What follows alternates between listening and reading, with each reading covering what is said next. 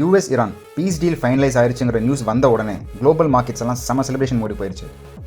Asian மார்க்கெட்ஸில் Japan, Korea, China, India, டாய்வான்னு பார்த்தா ஓப்பனிங்லேருந்தே 1%லேருந்து 5% வரைக்கும் ரேலி பண்ணியிருக்கு. பிட்காயின் ஓவர் நைட்டில் குயிக்காக 3% ஜம்ப் கொடுத்துருக்கு. ஆயில் ப்ரைஸஸ் மட்டும் ஆல்மோஸ்ட் 5% கிராஷ் ஆயிருக்கு. ட்ரம்ப் சொன்ன வேர்ட்ஸில் சொல்லணும்னா ஸ்ட்ரெய்ட் ஆஃப் ஹோர்முஸ் இப்போ fully open to all. US naval blockade immediately remove பண்ணப்படும்.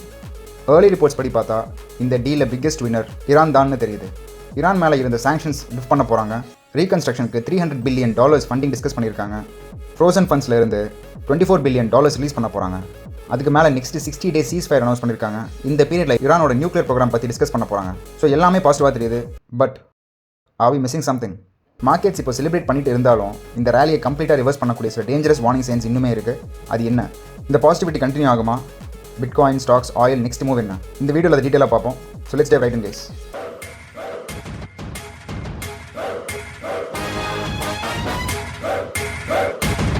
குயிக் டிஸ்க்ளைமர், இந்த வீடியோவில் எல்லா கண்டென்ட் எஜுகேஷன் பர்பஸ் தான். It's not financial advice. Crypto markets high volatile. So அதனால் நீங்கள் ஃபுல்லாக ரிசர்ச் பண்ணிட்டு இன்வெஸ்ட் பண்ணுங்க, ட்ரேட் பண்ணுங்க. So guys, this is the Trump tweet. The deal with Islamic Republic of Iran is now complete. Congratulations to all. I hereby fully authorize the toll-free opening of the Strait of Hormuz and simultaneously herewith authorize the immediate removal of US states naval blockade. Ships of the world, start your engines, let the oil flow. Deal finalize ஆயிடுச்சு. Sign பண்ண போகிறவங்க ட்வீட்டுக்கு அப்புறம் தான் markets குயிக்காக movements கொடுக்க ஆரம்பிச்சிருக்கு. So ஈரானுடைய media reports படி $300 பில்லியன் வந்து ஃபார் ரீகன்ஸ்ட்ரக்ஷனுக்கு வந்து யூஎஸ் சம்மதிச்சிருக்காங்க அப்படிங்கிற நியூஸ் வந்திருக்கு. அது போக $24 பில்லியன் ஃப்ரோசன் அசட்ஸாக இருந்ததில் வந்து $12 பில்லியன் வந்து நெகோசியேஷனுக்கு முன்னாடியே ரிலீஸ் செய்யப்படும். பாக்கி வந்து டீல் ஃபைனலைஸ் ஆனதுக்கப்புறம் ரிலீஸ் பண்ண போகிறாங்கிற நியூஸ் வந்திருக்கு. பட் இது என்னன்னா, இது directly contradicts Trump's and Vance's claim that no funds will be transfer to Iran at all. So ட்ரம்ப்பும் வான்ஸும் கன்ஃபார்ம் பண்ணது என்னன்னா, எந்த ஃபண்ட்ஸும் நம்ம வந்து ஈரான் அனுப்ப போகிறதில்ல அப்படிங்கிறதுக்கும் இதுக்கும் பயங்கரமாக கிளாஷ் ஆகுது. ஏன்னா ஈரானை பொறுத்த வரைக்கும் இந்த ஃபண்ட்ஸ்லாம் ரிலீஸ் ஆக போதுங்கிற அறிவிப்பு வந்திருக்கு. பட் பிரசிடென்ட் அண்ட் வைஸ் பிரசிடென்ட்டோட கிளைம்ஸ் படி இது இல்லைன்னு சொல்லி வந்திருக்காங்க. இது கான்ட்ரடிக் ஆகிறதுனால சின்ன கன்ஃபியூஷன்ஸ் இருக்குது. Let's wait and watch. இது expected terms of US Iran peace deal என்னன்னா 60 days ஆஃப் சீஸ் ஃபயர். இந்த 60 day நெகோசியேஷன் பீரியடில் technical details of nuclear program பற்றி டிஸ்கஸ் செய்யப்படும். Removes US naval blockade. US will commit to discuss sanctions relief with Iran. US will commit to discuss release of frozen Iranian funds. Peace deal includes permanent end of fighting on all fronts including Lebanon. இந்த விஷயத்தை வந்து Israel சம்மதிக்கல. But part of the டீலாக இவங்க போட்டிருக்காங்க. எந்தளவுக்கு உண்மைங்கிற கூட வரையில் பார்ப்போம். Final agreement to be signed on June 19th in Switzerland. So இதெல்லாம் தான் வந்து expected terms of US Iran peace deal. Moving on, இந்த ஏஷியன் மார்க்கெட்ஸ் பார்த்தீங்கன்னா மார்க்கெட்ஸ் இந்த நியூஸ்க்கு அப்புறம் மார்க்கெட்ஸ் எல்லாம் பயங்கரமாக ரியாக்ட் பண்ணியிருக்கு. Japan stock market 5% up, Korean காப்சி 4.7%, China stock market 1.2%, India's Nifty 50 வந்து 1.5%, டைவான் இஸ் 2.78%. ஏஷியன் மார்க்கெட்ஸ் எல்லாம் சேர்ந்து அரௌண்ட் $1 trillion வந்து மார்க்கெட் வேல்யூ ஆட் பண்ணியிருக்காங்க. இந்த US ஈரான் டீலில் வந்து ஃபைனலைஸ் ஆயிருச்சுங்கிற நியூஸ் படி இது சஸ்டைனபிளாக என்னங்கிறத வரநாட்களில் தெரியும். ஸோ இது கொஞ்சம் இன்ட்ரெஸ்டிங்கான ட்வீட்டாக இருந்துச்சு. The next 72 hours could break the global markets. இந்த வீக் வந்து கொஞ்சம் குரூஷியலான வீக் தான். ஏன்னு பார்த்தீங்கன்னா Iran and US peace deal sign ஆக போகுதுங்கிற இன்ஃபர்மேஷன் நமக்கு வந்துருச்சு. ஆல்மோஸ்ட் டன் 19th சைன் ஆயிரும். அப்படி பார்த்தாலுமே உடனே எல்லா இஷ்யூஸும் சால்வ் ஆயிருமா? இன்ஃப்ளேஷன் உடனே சால்வ் ஆயிருமா? இல்லை ஆயிலோடைய சப்ளை ஷாக் உடனே சால்வ் ஆயிருமா? ஆயிலோடைய சப்ளை திருப்பி பழைய மாதிரி திரும்பணும் அப்படின்னா அது மினிமம் 6 months to 1 year பக்கம் ஆகும். இந்த டீல் சைன் ஆகிறது மூலிமா இம்பாக்ட் உடனே சால்வ் ஆக போகிறதில்ல. அது சரியாகிறதுக்கு மினிமம் 1 year ஆகும். நெக்ஸ்ட்டு வந்து SpaceXோடைய IPO லான்ச் லாஸ்ட் ஃப்ரைடே நினச்சி நம்ம பார்த்தோம்.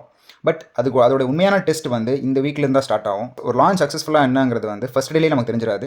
இவ்வளோ பெரிய IPO $1.77 trillion IPO லான்ச் ஆகிறது வந்து மார்க்கெட் உண்மையிலேயே தாங்குதா, அந்த வேல்யூவேஷன் கரெக்டாக இருக்கா அப்படிங்கிறது வந்து இந்த வாரத்திலிருந்து வரும் நாட்களில் தெரிய போகுது. சப்போஸ் வந்து வேல்யூவேஷன் ஹையாக இருக்குது, market is not ready for this IPO அப்படின்னா இது ஃபாலோ ஆக ஆரம்பிக்கும். டிராஸ்டிக்காக ஃபாலோ ஆக ஆரம்பிச்சதுன்னா that will also pull down other major stocks. இந்த AI செக்டர்ஸாக இருக்கலாம், டெக் ஸ்டாக்ஸை வந்து புல் பண்ணிட்டு கீழே போகிறக்கான சான்சஸ் நிறையா இருக்குது. That will trigger the market collapse அப்படிங்கிற மாதிரி போட்டிருக்காங்க.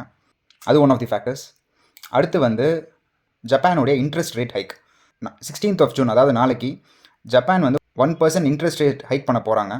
ஸோ இது வரைக்கும் உலகம் வந்து அல்ட்ரா சீப்பான ஜாப்பனீஸ் ஃபண்ட்ஸ் வச்சு தான் அவங்களுடைய ரிஸ்க்ஸை வந்து ஆஃப்செட் பண்ணிட்டு இருந்தாங்க. ஜப்பானே ஒரு எக்கனாமிக் கிரைசிஸ் கோத்ரூ பண்ணுறதுனால அவங்க வேறு வழியே இல்லாமல் 1% இன்ட்ரெஸ்ட் ரேட் ஹைக் பண்ணுறதுனால என்டையர் குளோபல் மார்க்கெட்லேயே அந்த ஒரு ப்ரைஸ் ஹைக் வந்து எல்லா குளோபல் செக்டர்ஸையும் பாதிக்கும். எல்லா கண்ட்ரீஸுடைய கேம் பிளானையும் கொஞ்சம் ரீஷஃபில் பண்ணக்கூடிய சம்பவம் தான் இது. ஸோ அந்த interest rate hike 1% interest rate hike global மார்க்கெட்ஸையே கொஞ்சம் ஸ்ட்ரெஸ்ஸுக்கு உள்ளாக்கும் எதிர்பார்க்கப்படுது. அடுத்து வந்து ஃபெட் சேர்மன் கெவின் வார்ஷிங்கர் வந்து புது ஃபெட் சேர்மன், அவருடைய இன்ட்ரெஸ்ட் ரேட் டிசிஷன் என்னவா இருக்க போகுது. ஸோ இந்த வாட்டி அவங்க வந்து இந்த ஃபெட் ரேட் அனௌன்ஸ்மெண்ட்டை பாஸ் பண்ணுறதுக்கான சான்சஸ் இருக்குது. பட் அது வந்து Q4 2026 வந்து அனௌன்ஸ்மெண்ட் வரும். அதில் வந்து கண்டிப்பாக ஃபெட் ரேட் ஹைக் ஆகும் அப்படிங்கிற எக்ஸ்பெக்ட் பண்ணப்படுது. ஸோ நம்ம ஃபஸ்ட்லேயே சொல்லிட்டு இருந்த மாதிரி இந்த 4 ஃபேக்டர்ஸ் வந்து மார்க்கெட்ஸை கண்டிப்பாக ஸ்ட்ரெஸ் கொடுக்கும். ஸோ டீல்லாம் ஃபைனலைஸ் ஆயிடுச்சு, மார்க்கெட்ஸ் எல்லாமே ஹாப்பி, எல்லாமே வந்து செலிப்ரேஷன் மோடு போயிட்டாங்க. இது மேலே ப்ரைஸஸ் மேலே மட்டும் தான் போகுதுங்கிறது அப்படிங்கிறது எதிர்பார்க்க முடியாது. ஏன்னா உண்மையான underlying issues like inflation, huge IPOs, அப்புறம் வந்து fed interest rate haiku, Japan interest haiku, இதெல்லாமே வந்து கண்டிப்பாக எக்கனாமியை பாதிக்கும். அது வந்து ஒரு செயின் ஆஃப் ஈவெண்ட்ஸை வந்து ட்ரிகர் பண்ணக்கூடுங்கிறது வந்து ஒரு அண்டர் கரண்ட்டாக இருந்துகிட்டே தான் இருக்குது. Okay, moving on. India issues 44,000+ crypto tax notices to major crack down. So இது வந்து பார்த்தீங்கன்னா அரௌண்ட் 888 crores வந்து அன்டிஸ்க்ளோஸ்ட் கிரிப்டோ இன்கமாக இருந்திருக்கு 2025 to 2026 சொல்லிட்டு இந்தியா டேக்ஸ் டிபார்ட்மெண்ட் வந்து அத்தனை பேருக்கு நோட்டீஸ் அனுப்பிச்சிருக்காங்க. ஸோ இந்தியா பொறுத்த வரைக்கும் நம்ம கிரிப்டோவில் டீல் பண்ணுறோம் அப்படின்னா அதுக்கு வந்து 100% வந்து டிஸ்க்ளோஸ் பண்ணி டேக்ஸ் கட்டுறது ரொம்ப ரொம்ப முக்கியம். அப்படி இல்லைனா கண்டிப்பாக இந்த மாதிரி நோட்டீஸ் ஃபியூச்சரில் வரும். Just a word of caution here. Okay, moving on to the charts. So இதுதான் நம்ம பிட்காயின் சார்ட். நேற்று கிடைச்ச இந்த US-Iran பீஸ் டீல் நியூஸுக்கு அப்புறம் கிடைச்ச ஹைக் தான் இது. ஸோ ரஃப்லி ஒரு 3% ஹைக் ப்ரைஸ் வந்து அப்பா இருக்குது, விச் இஸ் குட். அது வந்து ஒரு நல்ல விஷயம் தான். பட் இந்த மூமெண்ட்டில் இருக்கிற இஷ்யூ என்ன அப்படின்னா, இந்த ப்ரைஸ் மூமெண்ட்டு பேக்கப் பண்ணுறதுக்கான வால்யூமிங் இல்லை.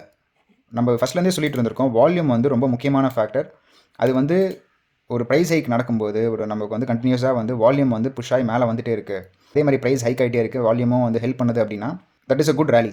அப்படி இல்லை அப்படின்னா அது ஒரு ஃபேக் அவுட்டாக இருக்க சான்சஸ் இருக்குன்னு நம்ம சொல்லியிருக்கோம். இப்போ நமக்கு கிடைக்கிற ஃபர்ஸ்ட் சைன்ஸ் அப்படி தான் தெரியுது. நம்ம இந்த ரேலிலே அதை பார்த்துருக்கோம். வால்யூம் டிக்ளைன் ஆகிட்டே இருந்திருக்கு, ரேலி மட்டும் நடந்துகிட்டே இருந்துச்சு. அதுக்கப்புறம் என்னாச்சுன்னா உங்களுக்கே தெரியும், கிராஷ் ஆச்சு. இது ஒரு வார்னிங் சைன் அப்படின்னா கூட நெக்ஸ்ட் வார்னிங் சைனாக நான் USDT டாமினன்ஸை பார்க்குறேன். இந்த சார்ட்ஸ் பற்றி நம்ம முன்னாடியே பேசியிருக்கோம். USDT டாமினன்ஸ் ஸ்ட்ராங் ஆச்சுன்னா பிட்காயின் வீக் ஆகுதுன்னு அர்த்தம். ஸோ அப்படி பார்க்கும்போது இந்த ரெசிஸ்டன்ஸை பட்ட உடனே ப்ரைஸஸ் ஒரு சின்ன புல் பேக் கொடுக்குது. இது வந்து மோஸ்ட் லைக்லி வந்து இந்த இடத்த ஒரு சப்போர்ட்டாக எடுத்துட்டு prices can start moving up pretty quickly. அப்படி தான் தோணுது. இந்த ரெசிஸ்டன்ஸ் ஜோனை ப்ரைஸ் டெஸ்ட் பண்ணிவிட்டு ஒரு சின்ன புல் பேக் கொடுத்துட்டு most likely prices break out ஆகணும் எக்ஸ்பெக்ட் பண்ணப்படுது. ஸோ பேசிக்லி இந்த சார்ட் ஸ்ட்ரக்சர் ஸ்ட்ராங்காக இருக்கிறதுனால பிட்காயின் மறுபடியும் இறங்குறதுக்கான சான்சஸ் இருக்குங்கிறது என்னுடைய கருத்து. என்னோட பேஸ் கேஸ் என்னன்னா, ப்ரைஸஸ் மோஸ்ட் லைக்லி இங்கே ரேலி கண்டிப்பாக கொடுக்கும் ஸ்டாக் மார்க்கெட் ஓப்பன் ஆனதுக்கப்புறம். பட் இது ஹோல்ட் ஆகுமான்னு கேட்டிங்கன்னா ஹைலி டவுட்ஃபுல். அப்படியே ப்ரைஸஸ் கொஞ்சம் அப்படியே கிராஷ் ஆக ஆரம்பிச்சு இந்த ஜோனை திருப்பி வந்துட்டு 60,000 ஜோனை திருப்பி வந்துட்டு அதை பீட் பண்ண முடியாமல் இறங்க ஆரம்பிச்சிடுங்கிறது தான் என்னுடைய கருத்து. So this is my base case. இது வந்து நடக்காமல் போகலாம், பட் மோஸ்ட் லைக்லி இது ஹேப்பன் ஆகும்னு நான் நினைக்கிறேன். ஏன்னா இந்த ஒரு ஃபேர் வேல்யூ கேப்பில் வந்து ஒரு ஹியூஜ் ரெசிஸ்டன்ஸ் இருக்குது, வால்யூம் இஸ் நாட் சப்போர்ட்டிங். அப்படிங்கும்போது அது கண்டிப்பாக வந்து இங்கே ரிஜெக்ட் ஆகிறதுக்கான சான்சஸ் நிறைய இருக்குன்னு தான் என்னுடைய கருத்து. அப்படி இல்லை செகண்ட் கேஸ் என்னவாக இருக்கலாம் அப்படின்னா ரேலி தான்.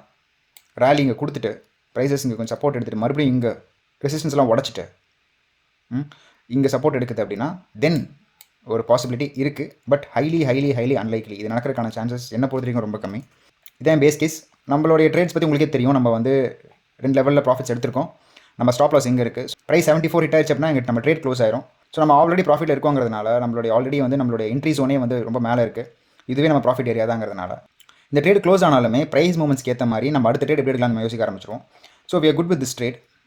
ஸோ நெக்ஸ்ட் ஹைப்பை பார்த்தோம்னா நம்ம ஸ்டாப் லாஸ் ஹிட் ஆயிடுச்சு. நம்ம எடுத்த ட்ரேட் வந்து அரௌண்ட் 74 எடுத்த ட்ரேட் வந்து ஃபர்ஸ்ட் லெவல் ப்ராஃபிட் இங்கே எடுத்திருக்கோம். அடுத்து நம்ம ஸ்டாப் லாஸ் இங்கே செட் பண்ணது ஹிட் ஆயிடுச்சு and we are good with it. ஏன்னா வந்து இந்த ஒரு லோவர் ஹையை வந்து உடைக்காதுன்னு நினச்சோம், பட் அதையே உடச்சி ப்ரைஸஸ் அங்கே திருப்பியும் ஹிட் ஆயிருக்கு. ஸோ இன்னுமே மேலே போகிறதுக்கான சான்சஸ் நிறைய இருக்குது. But anyway we are out of the trade now. நம்ம கொஞ்சம் ப்ராஃபிட்டில் தான் வெளியே வந்திருக்கோம். So we are good with hype trade.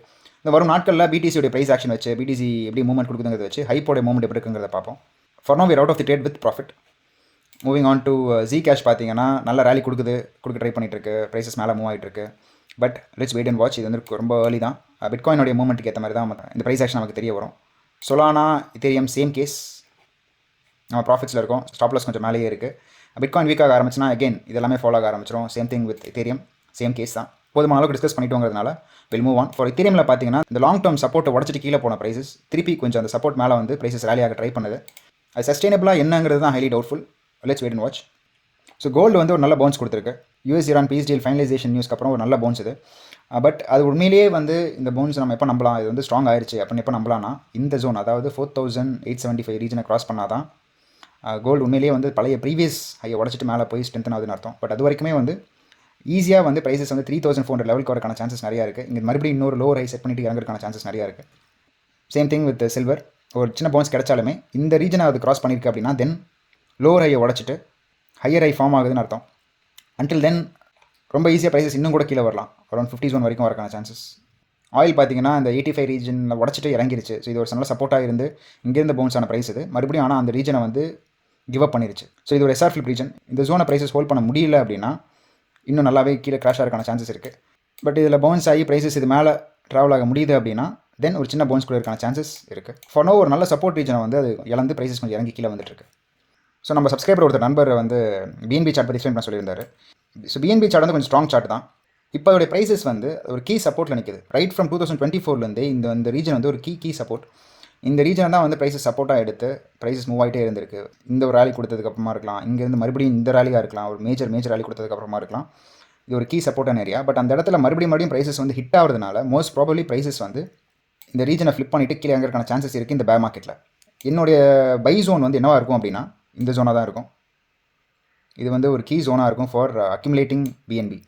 So இந்த பேர் மார்க்கெட்டோடைய பாட்டமாக வந்து நான் கன்சிடர் பண்ணுறது அரௌண்ட் 500 ஜோன். ஒரு 500 ஜோன்லேருந்து ஒரு 450 ஜோன் வரைக்கும் like prices can come down.